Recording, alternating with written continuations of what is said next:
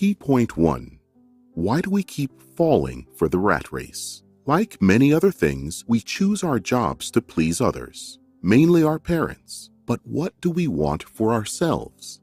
Today, many people choose to be trapped in a race against themselves. The rat race idea is that you keep doing tons of hard work and often unnecessary work to make ends meet. You do everything it takes, and your employer, the government, and utility bills take away nearly everything you've earned, leaving you with little or nothing to save. The rat race is an endless quest where you must work hard to catch up with bills and taxes. Sadly, many individuals are aware of the rat race and hate to be a part of it, but are worried about backfiring from their social circle. They keep racing anyway. We've all heard conventional advice. Go to school, study hard, get a good job, and everything will be all right. The truth is, this advice is a clear indication of how the poor and middle class see financial security. The rich don't see things that way. This is no longer the recipe for a life free of financial struggles. Good education and high grades no longer guarantee success. Financial education is robust, while money is where this power manifests. You can go to college, graduate with a summa cum laude, get a white-collar job, and never have financial growth. You need to realize that no matter how hard you work, you will never be the one who benefits from your endeavors. One day you may have it all and lose it the next day. However, you can gain power over money and start building wealth from scratch with financial literacy. A more significant percentage of people in our society still follow the go-to-school advice. These people may avoid being poor, but they will never grow wealthy. Societal disapproval prevents us from quitting the rat race and building wealth. One of the reasons the rich get richer, the poor get poorer, and the middle class struggles in debt is that the subject of money is taught at home, not in school. Robert Kiyosaki. Did you know? Adjectives broke and poor have different connotations.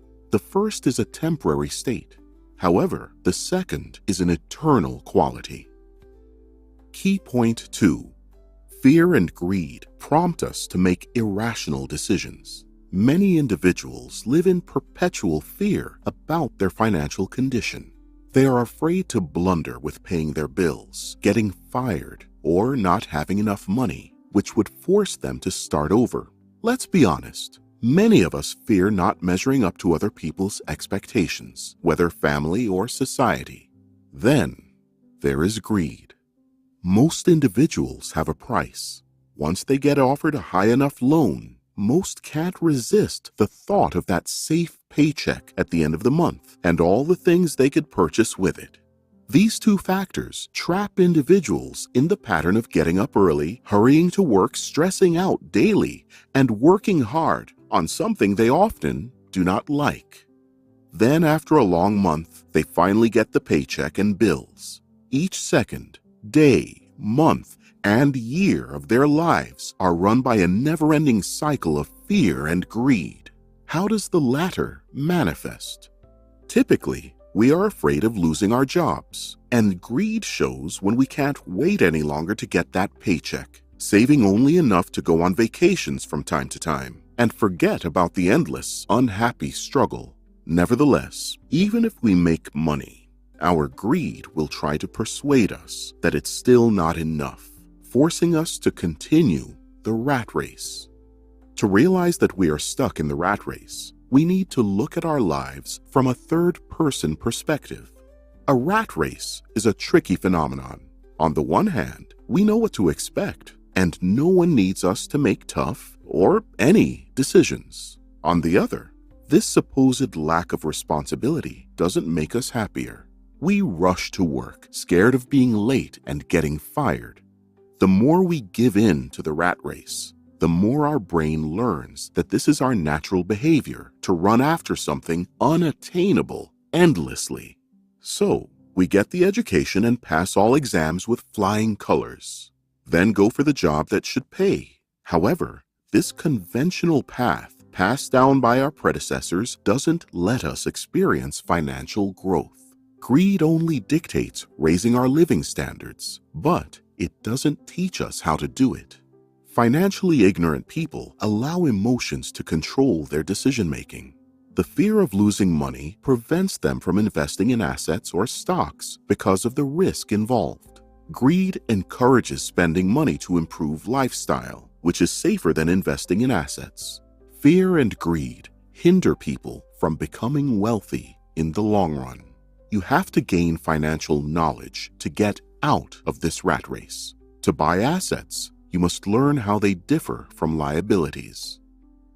Key point 3. Conventional education systems don't teach financial knowledge. Self-education is the key to financial success. There needs to be more than talent and a college degree to build wealth. The world is full of poor people with great talents. Financial education, investing, debt, risk, accounting, compound interest, stocks, and many more is the main factor that creates the gap between the poor and the rich. Sadly, our educational system and school curriculum are not set up for financial literacy. The rate at which high schoolers max out their credit cards these days indicates how leaving investing, savings, debts, compound interest, and much more out of school curriculums affects our mindsets. If financial literacy was a school subject, not family wisdom, getting rich would not be an unattainable godsend, but a real pursuit. Lack of financial literacy affects both the young and the old. Both sides of the divide make money decisions. Society has not equipped us with financial literacy, and it is up to you to educate yourself. Whenever you start to work on your financial education is good, but the earlier, the better. Invest in yourself, as this is the most important thing. Start by investing in your mind. Enroll in seminars and finance classes, and read as many books as possible. As humans, we often learn best by example, so you must get a mentor. Your mentor could be a person who has already achieved what you want. Then, ask them to guide you. You don't need a lot of free time to become financially literate. Instead, take advantage of your job and gather the essential skills there, which will serve you in your own business when the time comes. For instance, you could overcome timidity by working in the sales department of any product company. You will get the appropriate training with specialized people, and when you start cold calling total strangers, you will forget what being shy is. Key point 4.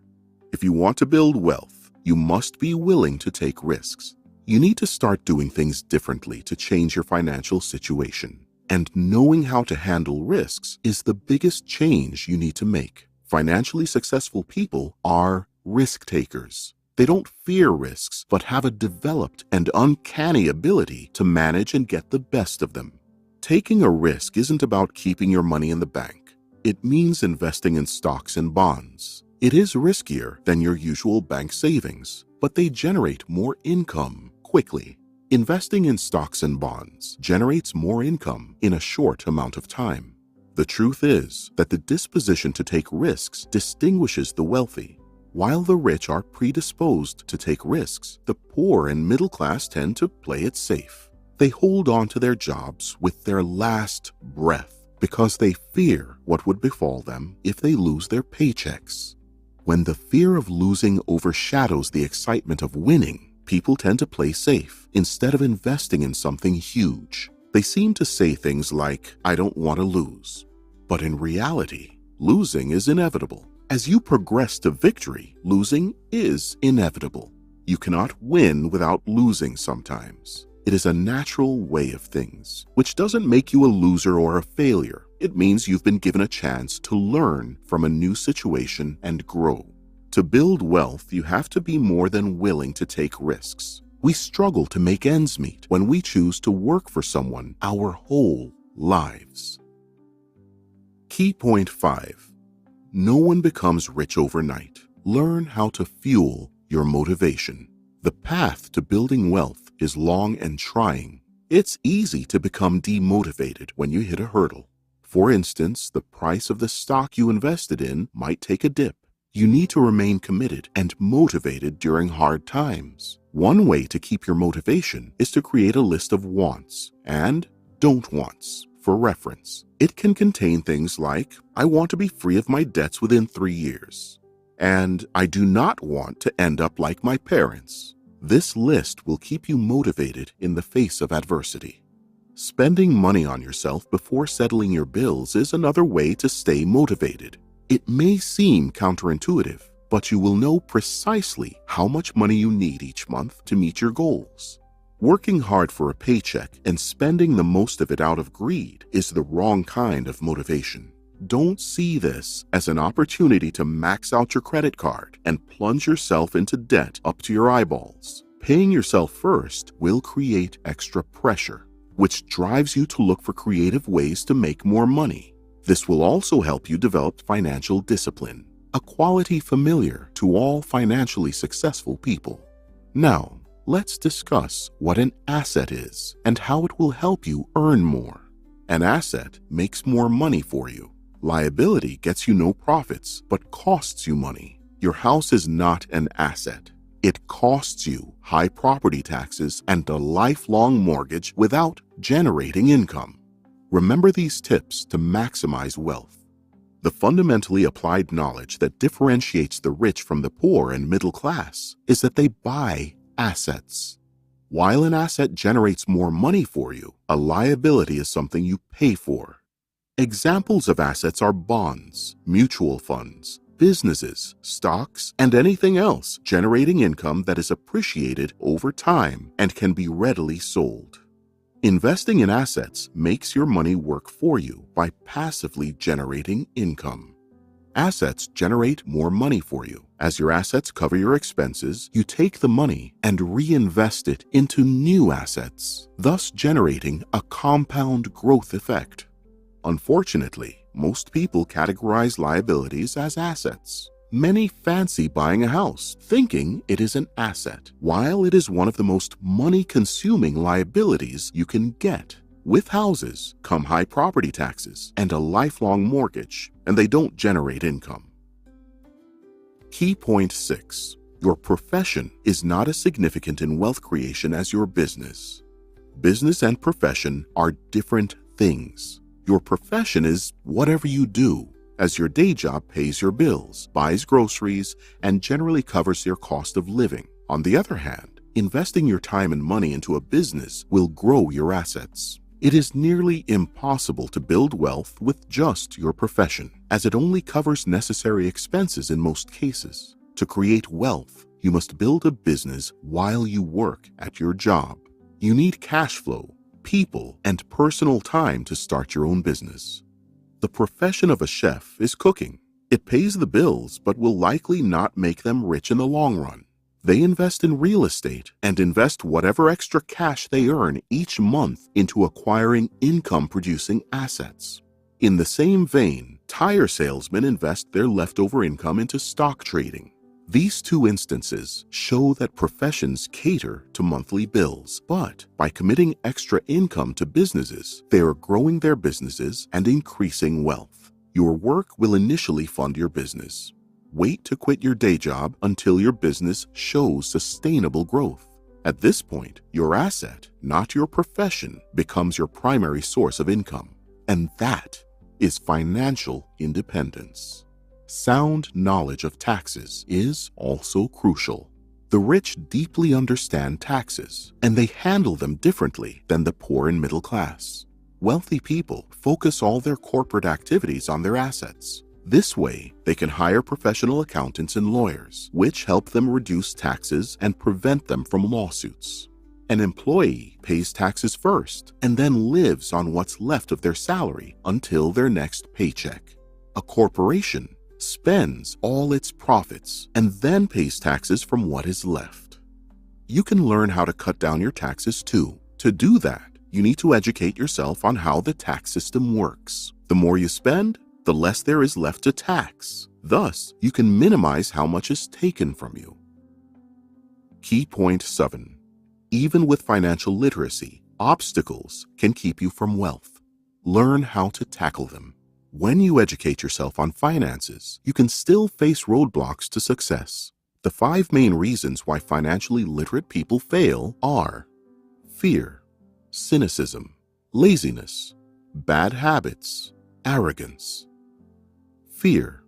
Robert Greene explains that he has never met a wealthy person who hadn't experienced losing money. But almost all poor people he met have never lost a cent. The lesson is clear. Becoming rich is synonymous with learning to take risks and minimizing the fear of them. Winners are inspired by failure, while losers are defeated by it. When faced with failure, winners will only work harder. Losers cannot handle losing, which is why they give up. Handling failures by learning from them is a secret all winners know, but losers don't. Most people struggle financially because they play not to lose instead of playing to win. Robert Kiyosaki. Cynicism. People's doubts and uncertainties keep them poor. Technically, getting out of the rat race is very easy, but doubts keep rat racers paralyzed. Instead of analyzing as winners do, the cynics prefer to criticize. Their critique blinds them from seeing the opportunities. Many never get rich because the fear of losing money outweighs the joy of getting it. Laziness. Counterintuitively, staying busy is the most common form of laziness. Busying ourselves with numerous activities and errands is the way to avoid facing our fears. Deep down, we all anticipate this simple truth. That's why we often get annoyed if someone reminds us of that fact. We don't have the time to cater to our wealth, health, and loved ones. Bad habits. Education is not the only factor that defines success. The latter consists of certain habits. The rich will always work on themselves. They invest in themselves first. Start building habits that bring you closer to your goals. Acquire a positive habit of reading every day. Also, exercise daily to strengthen your physical health. Find the time for the things that matter. Arrogance. Arrogant people often lose money due to their ignorance. They believe that if they don't know something, it's not important. When you start pursuing success, you must make humility a priority. If you are humble enough, you can learn something from each person that crosses your path and every situation you encounter.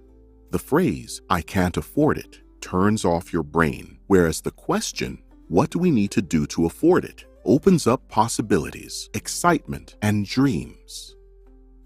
Conclusion. Our education system needs to teach financial literacy, so it's totally up to you to develop yourself. Building wealth will become easier and achievable if you learn to think like the rich and understand how the financial world operates. Never hesitate to invest in developing your mind. Our mind is the most crucial asset. With its help, we can generate great wealth. Many things hold us back in our pursuit of getting rich, and the lack of money is not our worst enemy. Unlike our false visions and misconceptions about how to become wealthy, the biggest one is the idea that we must work ceaselessly for someone else. However, harder work only pays if we learn to work for ourselves. A valuable piece of advice Robert Kiyosaki gives is that we should understand the difference between liabilities and assets. The former requires regular investment, whereas the latter generates money for you.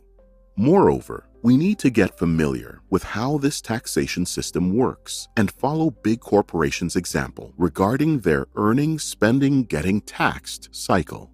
Determined to succeed in getting rich, we need to keep in mind that fear, cynicism, laziness, arrogance, and bad habits will get us nowhere, even if we learn to allocate our money the best way.